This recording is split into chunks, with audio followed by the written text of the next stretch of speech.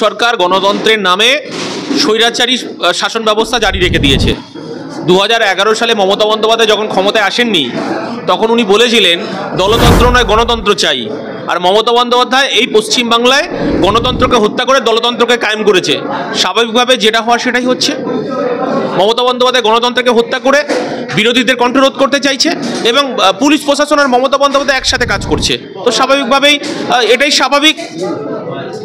আমরা বারবার দেখি হিন্দু মুসলিম নিয়ে যেন একটা মানে ভোট চলছে বা দাঙ্গা চলছে। যখন মমতা বন্দ্যোপাধ্যায় এবং বিজেপি জনগণের কাছে প্রতিশ্রুতি রেখে দিয়েছিল, যেমন 2014 সালের আগে যখন বিজেপি ক্ষমতায় আসার আগে বলেছিল বছরে 2 কোটি বেকারের চাকরি দেবে, আদিবাসীদের জল জমি জঙ্গলের অধিকার ফিরিয়ে দেবে, 15 লক্ষ টাকা দেবে, মানুষের নিত্য প্রয়োজনীয় জিনিসের দাম কমাবে, কৃষক ভালো থাকবেন সুস্থ থাকবেন। ঠিক অপরদিকে তৃণমূল কংগ্রেস দলতন্ত্র নয় গণতন্ত্র চাই। তিনি বলেছিলেন যে বছরে ডবল চাকরি হবে, গণতন্ত্র ফিরিয়ে আনবে এবং পুলিশ প্রশাসন জনগণের স্বার্থে কাজ করবে। ঠিক বিপরীতভাবে যখন এই কাজগুলো তারা করতে পারছে না তখন হিন্দু মুসলমানের তাস খেলছে এবং তখন হিন্দু মুসলমান করে বেড়াচ্ছে দুই দলই, বিজেপি এবং তৃণমূল।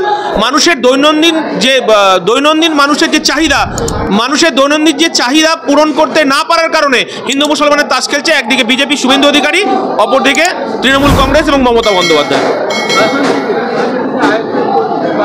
আওয়াজ হচ্ছে না, শোনা যাচ্ছে না। হ্যাঁ, কোথায়? আমি সেখানে নিজে দলের প্রতিনিধি হিসাবে উপস্থিত ছিলাম।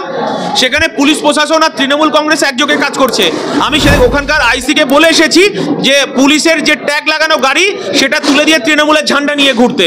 তো এর জবাব মানুষ 2026 সালে দেবে।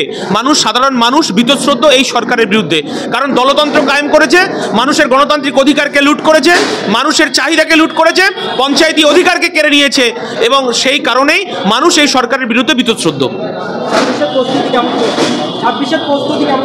26-এর প্রস্তুতি তো দেখুন, 26-এর প্রস্তুতি মানুষ তার অধিকার বুঝে নেবে, মানুষ তার অধিকার ব্যালট বাক্সে বুঝে নেবে, মানুষের গণতান্ত্রিক অধিকার মানুষ ফেরত পাবে এবং মানুষের দৈনন্দিন চাহিদা আইএসএফ তার নতুন বিকল্প শক্তি হিসেবে আত্মপ্রকাশ করেছে এবং ধর্মনিরপেক্ষ গণতান্ত্রিক শক্তিকেই সাধারণ মানুষ বেছে নেবে।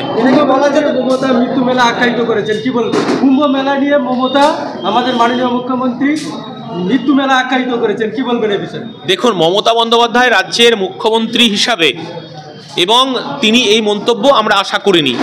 আমরা চাই না কোনো ধর্মকে আঘাত করতে, আমরা চাই না যে কোনো ধর্মকে নিয়ে হাস্যকর বিষয় তুলে ধরতে।